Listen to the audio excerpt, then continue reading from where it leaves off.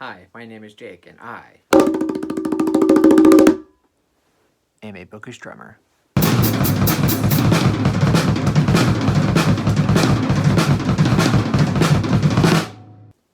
So for this video, I was originally planning on kicking off Stephen King Fridays by showing you all of my Stephen King books, but Virginia weather sucks, and it's really cloudy, and I can't get the lighting right, so instead, what I'm going to do is rank all of the Dark Tower books.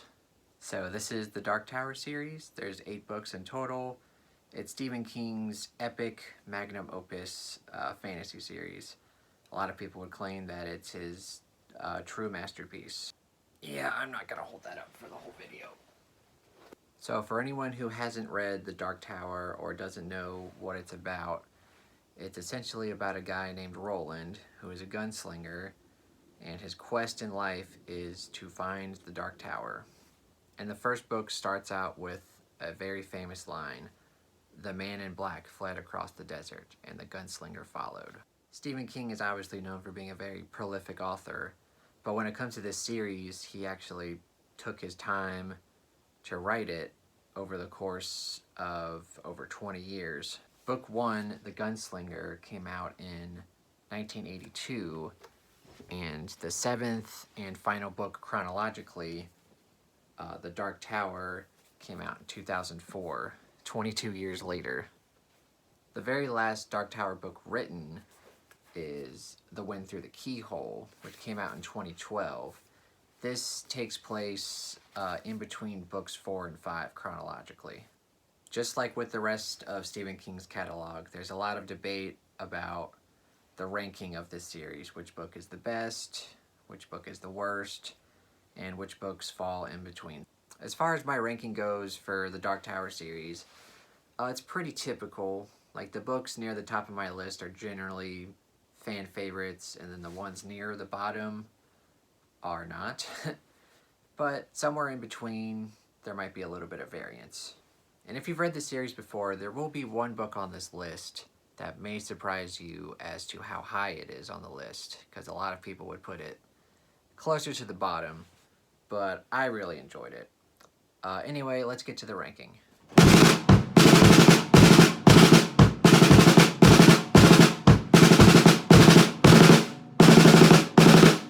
So number 8, my least favorite Dark Tower book, The Wolves of the Kala, which is book 5.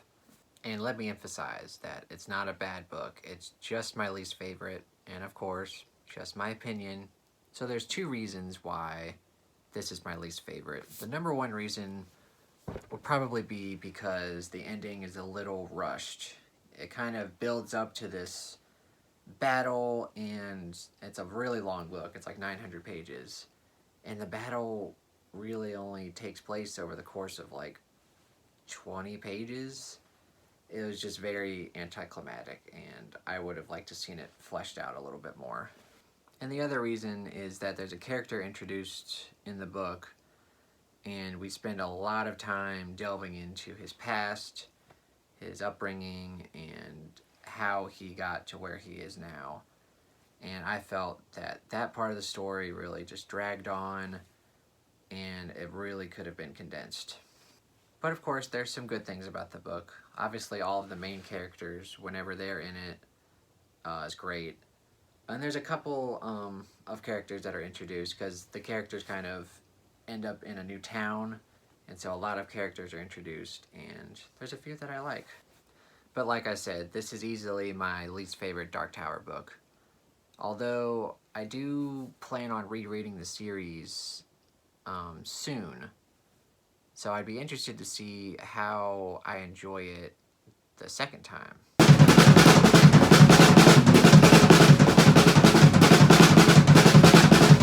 So for number 7 on this list, it is The Wind Through the Keyhole, which is book 4.5.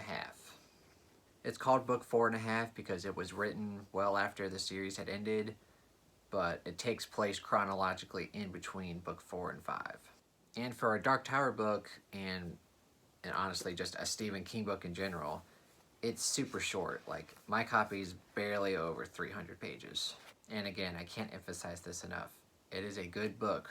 Just because it's this low on the list does not mean that I didn't like it. I did very much enjoy it. I guess the main reason why this book is so low on the list is because it's forgettable, which for a series like The Dark Tower, which is just completely wacky and strange, there's so many scenes in every book that are just unforgettable, that are imprinted in your mind after you read them. You cannot forget them. But with this book, I mean, I read it a few years ago, and honestly, I don't remember too much about it except for, you know, the scene that's on the cover. But again, it's certainly not a bad book. It's just, compared to the rest of the series, it's number 7.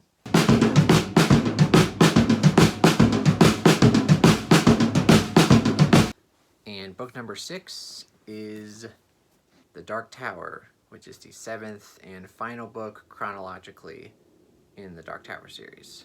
And for those of you who haven't read the series and are wondering why the final book, you know, of this big epic series is this low on the list, it's not because of the ending. The ending is very, very good, and I would think that most people who have read the series would agree with me on that. There's just a few things in the middle of the book which obviously I can't get into because it's the final book and that would be very spoilery, but just a few things in the middle of the book that I either didn't like, I didn't enjoy reading, or that I thought were a bit, again, anticlimactic. But as far as the main characters go, the main characters that we follow through the whole series, their arcs and everything, I enjoyed in this book.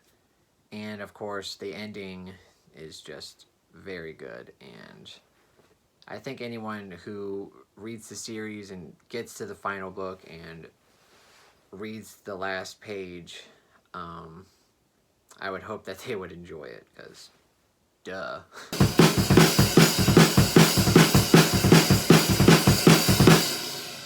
And number 5 on the list is actually book 1, The Gunslinger.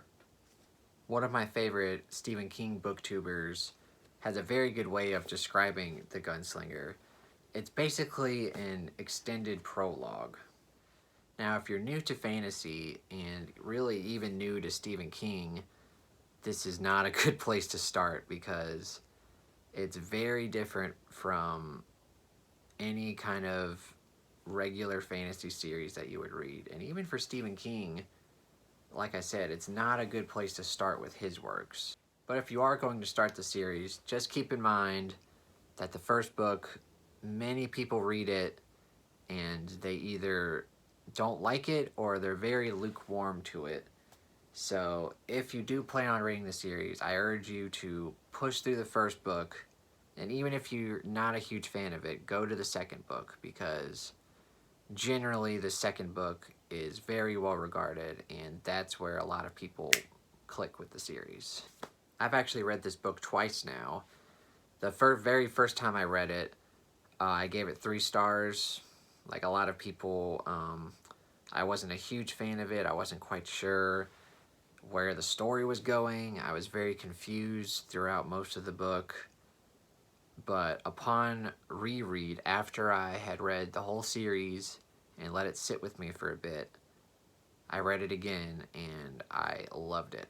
I loved it a lot more the second time, and I gave it 5 stars.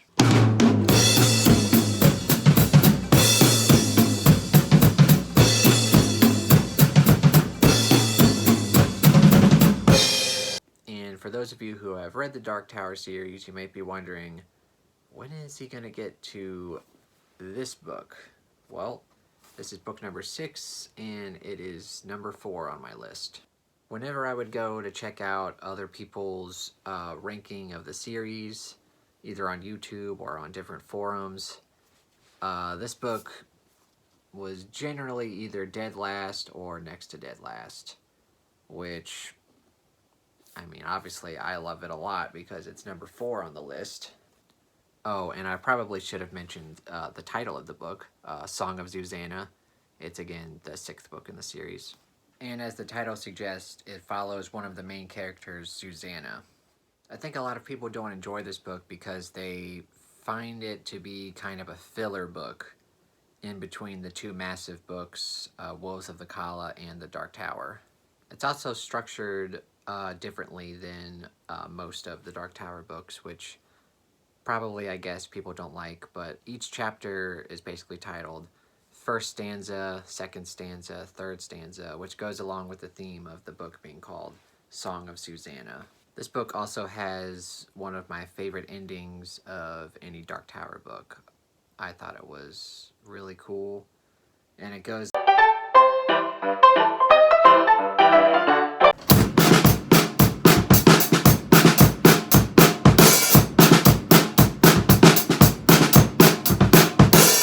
So book number 3 on this list is book 4, Wizard in Glass. The whole book is essentially a giant flashback into the main character's past, Roland. And generally, you're either gonna love the fact that you're getting so much more detail about his past before he's introduced in the first book, or you're gonna be bored out of your mind because you want to stay on the journey to the Dark Tower, and that's not what this book is at all. Of course, since I have it this high on the list, I obviously loved this book.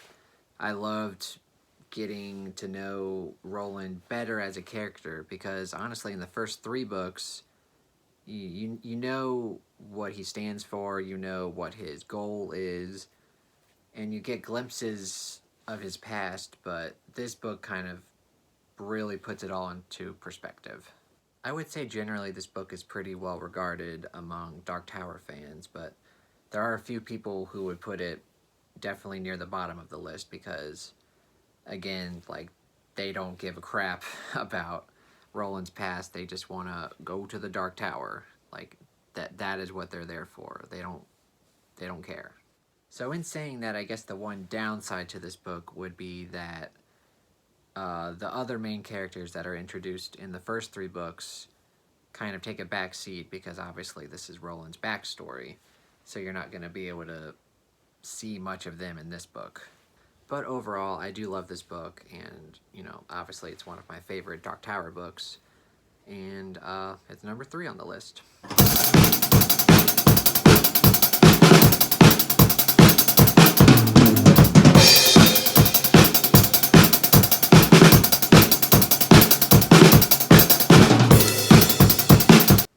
Number 2 on my list is The Wastelands, which is book number 3 in the Dark Tower series. This is definitely not an unpopular opinion. I would say that most Dark Tower fans would either put this at number 1 or number 2 on their list. I think for a lot of Dark Tower fans, this is their favorite book because this is where the journey really begins. The first 2 books are all about introducing the characters, and now in this book, you have all of them, and they're finally going, on their quest with Roland, and you get a lot of action in this book. You get a lot of crazy, unforgettable scenes, and the pacing in this book is top-notch, which is not something you can say very confidently about a lot of Stephen King's books. A lot of them are really long, and they feel that way. But this book, it's 600 pages, but it flies by. And this is a slight spoiler for the ending, but some people don't like the fact that it ends on a cliffhanger, especially for the people who read it when it was first written in 1991, because it ends on a cliffhanger, and the 4th book didn't come out for 6 years. They had to wait till 1997. Yeah, he pulled a George R.R. Martin right there. I will say this is my second favorite Dark Tower book, but it probably has my all-time favorite Dark Tower scene, and obviously I can't talk about it too much because it's spoilery, so I'll try to be as vague as possible. But there's a character Actually, I can't talk about it at all. It happens about halfway through the book, and all I'll say is that the way that this character kills and attacks this creature is, yeah, I have no words.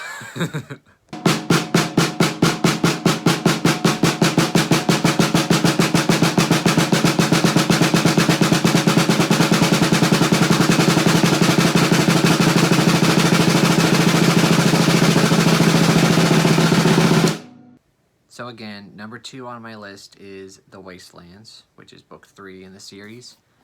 And if you're keeping track, that would have to mean that my number 1 favorite Dark Tower book of all time is The Drawing of the Three, book 2. I've read this book twice now. Both times I've loved it. Both times I've given it 5 stars. Roland the Gunslinger has to find a way to form what he calls a quartet, or like his group of followers with him to take to the Dark Tower. And it's very much a kind of fish out of water story where he has to travel to different places that he's never been to, and it's actually a very, you wouldn't think of it as this, but it's very funny. The situations he gets himself into and the way that he tries to interact and talk with the different people in this world that he ends up in is just hysterical.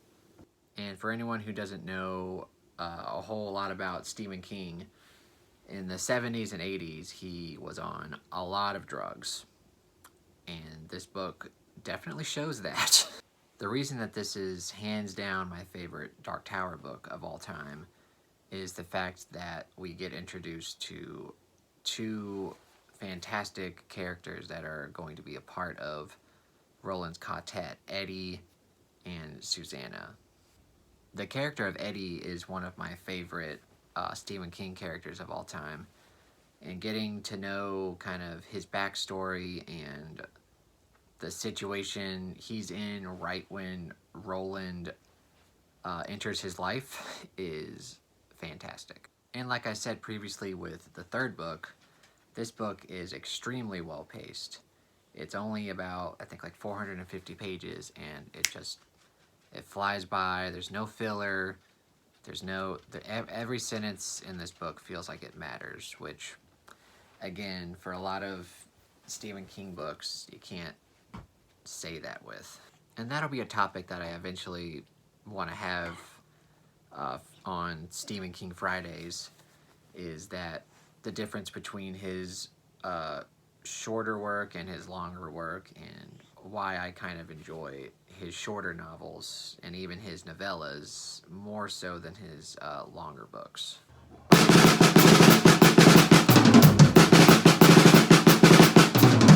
So to quickly recap my ranking of the Dark Tower series, number 8 would be Wolves of the Kala.